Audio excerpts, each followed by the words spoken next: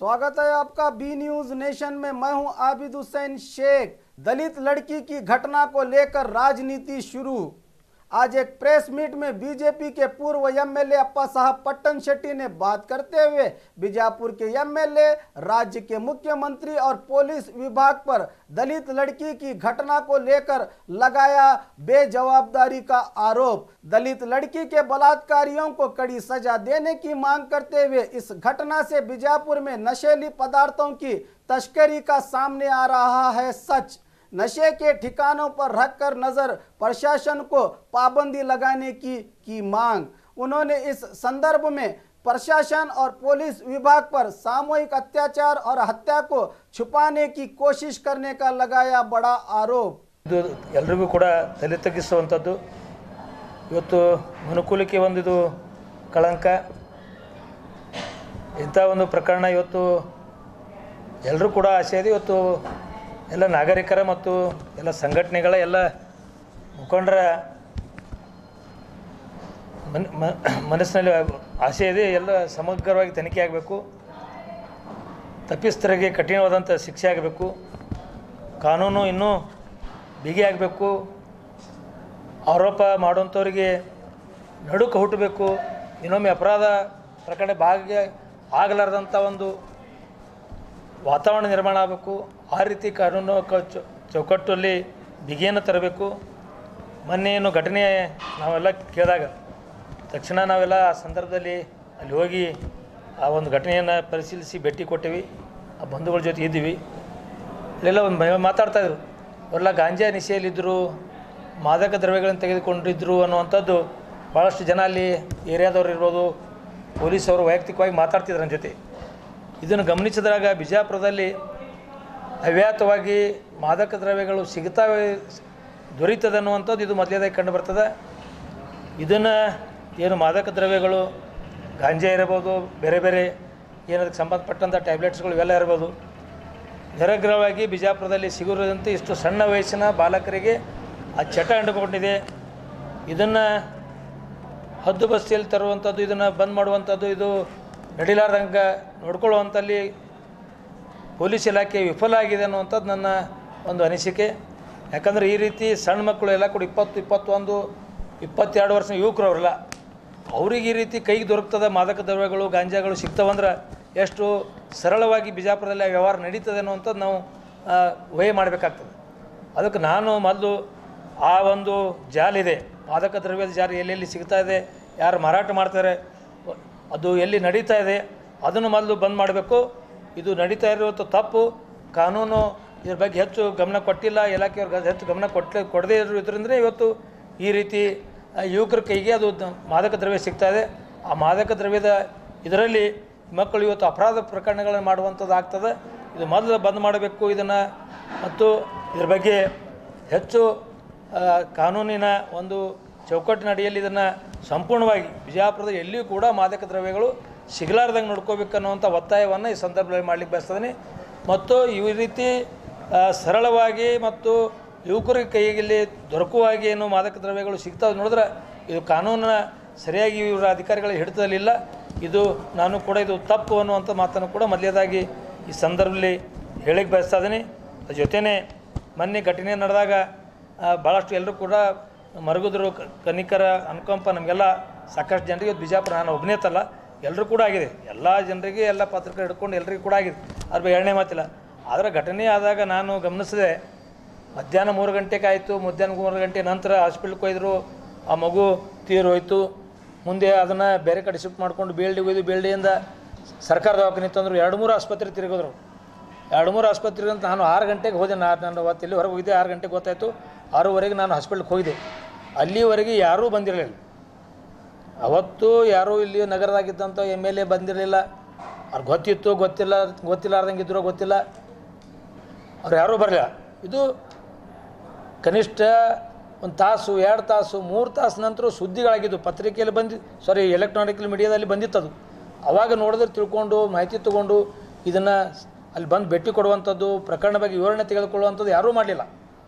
ಯಾವುದೇ ಜನಪ್ರತಿನಿಧಿ ಮಾಡಲಾರ್ದು ಕೂಡ ಭಾಳ ಇದ್ರ ಬಗ್ಗೆ ಯಾವ ಶಬ್ದಗಳಲ್ಲಿ ಹೇಳಬೇಕು ಅರ್ಥ ಆಗ್ತಾಯಿಲ್ಲ। ಇವ್ರು ಜವಾಬ್ದಾರಿ ರಹಿತವಾಗಿ ಅಂತ ಇದ್ದಾರೆ, ಜವಾಬ್ದಾರಿನೇ ಇಲ್ಲ ಇವರಿಗೆ, ಯಾವುದೇ ರೀತಿ ಇವರು ಸ್ಥಾನಕ್ಕೆ ಯೋಗ್ಯರಲ್ಲಂಥ ವ್ಯಕ್ತಿಗಳು ಇವತ್ತು ಆ ಸ್ಥಾನದಾಗ ಕೂತ್ಬಿಟ್ಟಾರೆ. ಒಂದು ನಾನು ಆಮೇಲೆ ಮುಖ್ಯಮಂತ್ರಿಗಳು ಬಂದಾಗ ನಾನು ಮತ್ತು ನಮ್ಮ ಪಕ್ಷದ ರಾಜ್ಯ ಉಪಾಧ್ಯಕ್ಷರಾದಂಥ ಗೋವಿಂದ ಕಾರಜೋಳ ಅವರು ಆ ಮನೆಗೆ ಭೇಟಿ ಕೊಟ್ಟಿವಿ.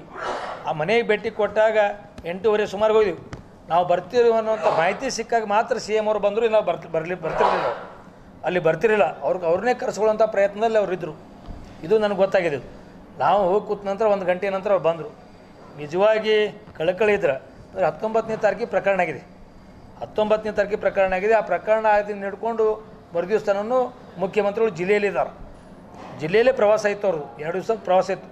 ಗೊತ್ತಾದ ತಕ್ಷಣ ಭೇಟಿ ಕೊಡಬೇಕಾಗಿತ್ತು. ನಿಜವಾಗಿ ಅವ್ರ ಕಳಕಳಿ ಕಾಳಜಿ ಈ ಒಂದು ವ್ಯವಸ್ಥೆ ಬಗ್ಗೆ ಏನಾದರೂ ಅವ್ರ ಮುಖ್ಯಮಂತ್ರಿಗಳಿಗಿದ್ದರೆ ಅವ್ರು ತಕ್ಷಣ ಎಲ್ಲ ಕಾರ್ಯಕ್ರಮಗಳನ್ನು ನಿಲ್ಲಿಸಿ ಮೊದಲು ಬಂದು ಭೇಟಿ ಕೊಟ್ಟು ಅದನ್ನು ನೋಡಿಕೊಂಡು ಏನದಂತೂ ಅಧಿಕಾರ ಕಟ್ಟುನಿಟ್ಟಿನ ಕ್ರಮ ಇದೇನೋ ಸೂಚನೆಗಳನ್ನು ಕೊಟ್ಟು ಈ ರೀತಿ ಮಾಡಬೇಕಾಗಿತ್ತು.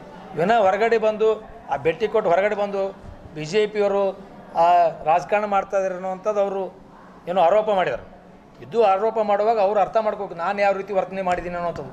ಅವ್ರ ಸಮಾವೇಶನೇ ಮುಖ್ಯ ಆಯಿತು ವಿನ ಇವರಿಗೆ ಆ ಪ್ರಕರಣ ಮುಖ್ಯ ಅಲ್ಲ. ಆ ಬಾಲಕಿ ದಲಿತ ಒಂದು ಬಾಲಕಿ ವಿದ್ಯಾರ್ಥಿನಿಯ ಒಂದು ಅತ್ಯಾಚಾರ ಮತ್ತು ಆ ಕೊಲೆ ಪ್ರಕರಣ ಅವಮಾನೀಯ ರೀತಿಯಲ್ಲಿ ನಡೆದಂಥ ಪ್ರಕರಣ ಬಗ್ಗೆ ಇವ್ರಿಗೆ ಕಾಳಜಿ ಇಲ್ಲ. ಕಾಳಜಿ ಇದ್ದಿದ್ರೆ ಅಟ್ಲೀಸ್ಟ್ ಬಿಜಾಪುರ ಬಂದ ಮ್ಯಾಗರೆ ಮೊದಲೇ ದಿವಸ ಎಲ್ಲೋ ಆ ಬೇರೆ ಮುದ್ದೆವಾಳ ಎಲ್ಲೆಲ್ಲಿ ಮಾಡ್ಯಾರ, ಅವ್ರ ಕಡೆ ಬಾಲ್ಕೋಟ್ ಸೈಡ್ ಎಲ್ಲ ಮಾಡ್ಯಾರ. ಬಿಜಾಪುರ ಬಂದ ತಕ್ಷಣ ಮೊದಲು ಅವ್ರ ಮನೆಗೆ ಹೋಗಿ ಆಮೇಲೆ ಸಮಾವೇಶಕ್ಕೆ ಬರಬೇಕಾಗಿ ದರ್ಬಾರ್ ಸ್ಕೂಲಕ್ಕೆ. ಮತ್ತು ಇವ್ರು ನನ್ನೇ ಆರೋಪ ಮಾಡ್ತಾರೆ BJP ರಾಜಕಾರಣ ಮಾಡ್ತಾರೆ. BJP ರಾಜಕಾರಣ ಮಾಡೋಕ್ಕೆ ಹೋಗಿಲ್ಲ. ನಾನು ಸ್ವತಃ ಭೇಟಿ ಕೊಟ್ಟಿದ್ದೀನಿ. ನಮ್ಮ ಗೋಪಾಲ್ ಗಟ್ಕಂಬಳಿಯವರು ಅವತ್ತು ಇಡೀ ರಾತ್ರಿ ಅವ್ರ ಜೊತೆ ಇದ್ದಾರೆ. ನಾನು ಕೂಡ ಇದ್ದೀನಿ, ನಮ್ಮ ಸಹೋದರು ಇದ್ದಾರೆ, ನಮ್ಮ ಪಕ್ಷದ ಕಾರ್ಯಕರ್ತರು ಇದ್ದಾರೆ, ನಾವೆಲ್ಲ ಕೂಡ ಇದ್ದೀವಿ.